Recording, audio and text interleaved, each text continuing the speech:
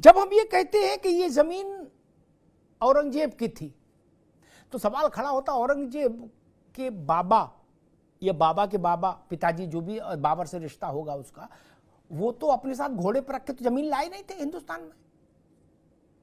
ऐसा तो नहीं कि एक बोरा जमीन भी ले आए यहां बिछा दी, चटाई तो थी नहीं। जमीन हमारी, रुपया हमारा, मजदूर हमारे, और ताजमहल में ठप्पा आपने लगा दिया। आप जमीन लाए थे समरकंद से, और अगर आप इतने ही काबिल थे तो वहां क्यों नहीं बना लिए कुछ? वहां तो भेड़िया धसान था।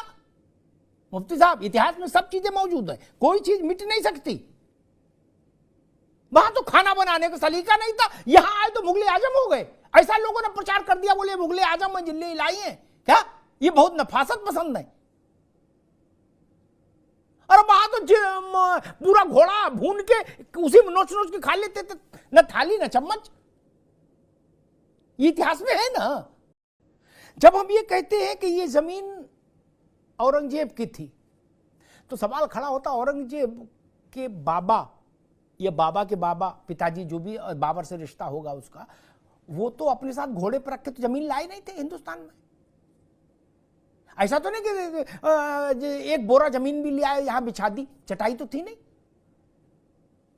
जमीन हमारी, रुपया हमारा, मजदूर हमारे, और ताजमहल में ठप्पा आपने लगा दिया। आप जमीन लाए थे समरकंद से, और अगर आप इतने ही काबिल थे तो वहां क्यों नहीं बना लिए कुछ?